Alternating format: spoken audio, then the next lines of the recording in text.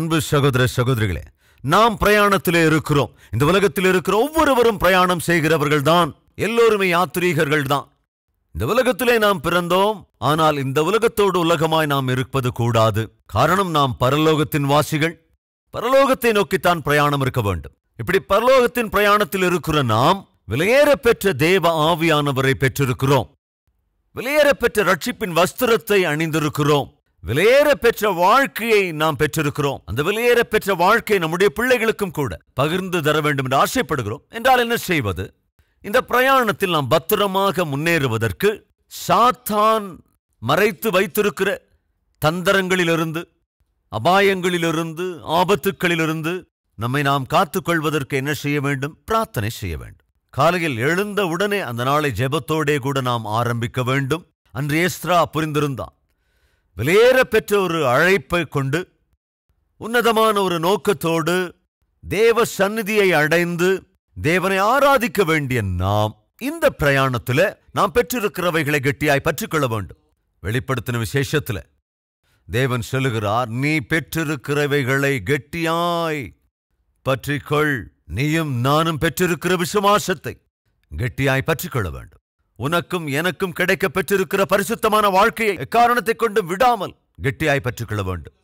நீயும் நானும் பெற்றிருக்கிற சாட்சியை, நீதியோடு உள்ள வாழ்க்கையை நழுவ விடாமல் கெட்டியாய் பற்றிக்கொள்ள வேண்டும். அவற்றை நாம் பாதுகாத்துக் கொள்ள வேண்டும். அப்படி காத்துக்கொள்ளுவதற்கு என்ன செய்ய வேண்டும்? எஸ்ரா செய்ததை செய்ய வேண்டும். என்ன செய்தான்? ஜெபம் செய்தான். பிரயாணத்திலே பிரார்த்தனை.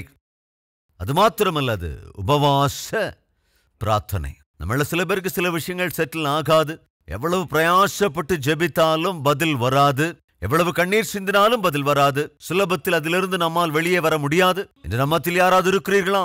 நம்மை விடாத பிரச்சனை, விட்டு விலகாத கஷ்டங்கள், எப்போதும் ஒட்டிக்கொண்டிருக்கிற வியாதி, எவ்வளவுதான் மீண்டு வர வேண்டும் என்றாலும் மீளவே முடியாத பொருளாதார பிரச்சனைகள், நிம்மதியாக வாழ வேண்டும் என்று எவ்வளவு முயன்றாலும் தீர்க்கவே முடியாத பிரச்சனைகள், இப்படிப்பட்டவைகளில் இருப்போர் யாரும் இருக்கீங்களா? அவைகளுக்கும் பதில் உண்டு. எப்படி? மார்க் எழுதின சுவிசேஷம் 9ஆம் அதிகாரம் 28வது வசனம். வீட்டில் அவர் பிரவேசித்த பொழுது அவருடைய சீஷர்கள், அதை துரத்திவிட எங்களால் ஏன் கூடாமற் போயிற்று என்று அவரிடத்தில் தனித்து கேட்டார்கள். ஏன் எங்களால முடியல?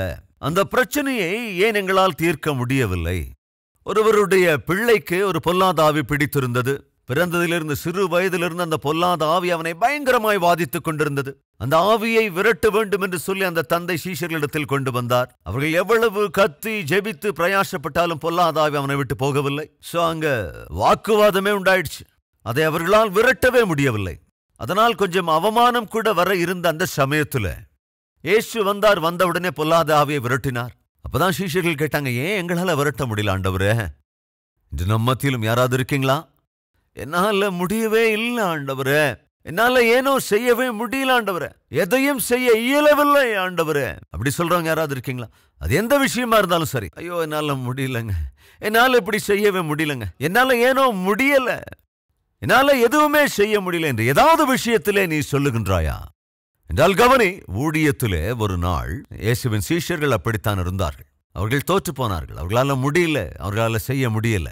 இயேசுவினிடத்திலே வந்து கேட்கிறார்கள், ஆண்டவரே எங்களால முடியல, ஒன்னும் எங்களால செய்ய முடியல, ஏன் எங்களால முடியல? காரணம் என்ன? அதற்கான பதிலை இயேசு தருகிறார்.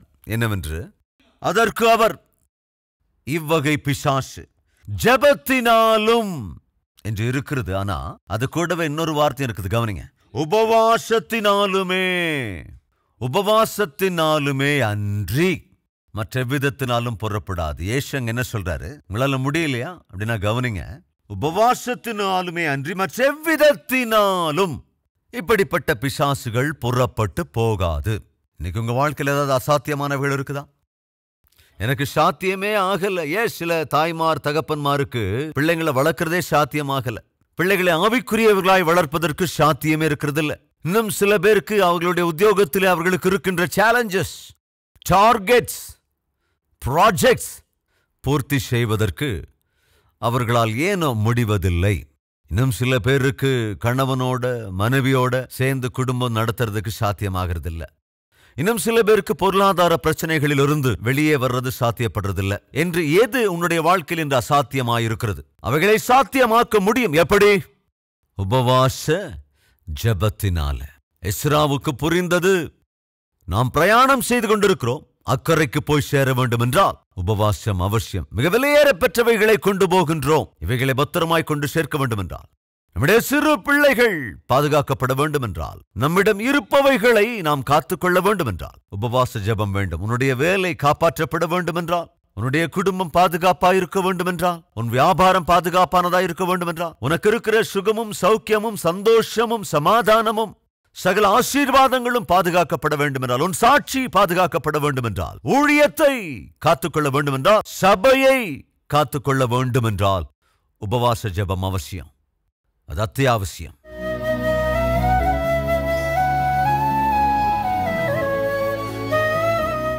மகா பரிசுத்தமும் அன்பும் நிறைந்த பிதாவே, அப்பா, யாரெல்லாம் இந்த வார்த்தைகளை கேட்டதற்கு பிறகு, அப்பா, நானும் பாவ கட்டுக்களிலிருந்து, பாவத்தின் அடிமைத்தனத்திலிருந்து விடுவிக்கப்பட்டிருக்கிறேன், பரம எருசலேமை நோக்கி பிரயாணம் செய்கிறேன், தேவனை ஆராதிப்பதற்கு, தேவனுடைய சந்நிதியிலே நித்தமும் இருப்பதற்கு, இந்த பிரயாணத்திலே சாத்தான் மறைத்து வைத்திருக்கிற ஆபத்துக்களை, இடையூறுகளை, அபாயங்களை எதிர்கொள்வதற்கு, அவற்றை மேற்கொள்வதற்கு ஆண்டவரே நீரே எங்களுக்கு துணையாக இருக்க வேண்டும். அதே போல ஜெப வாழ்க்கை, உபவாச ஜெப வாழ்க்கை எங்களுக்கு துணையாக வைங்க ராஜா. எஸ்ரா எப்படித்தான் போய் சேர வேண்டிய இலக்கை பத்திரமாய் சென்றடைந்தானோ, அதே போல எங்கள் இலக்கையும் நாங்கள் பத்திரமாய் சேருவதற்கு நீர் துணையாக இருந்து பத்திரமாய் சேருகிற வரைக்கும் நீரே எங்களை வழிநடத்த வேண்டும் என்றும் இயேசு கிறிஸ்துவின் நாமத்தில் வேண்டிக் கொள்கிறோம் பிதாவே.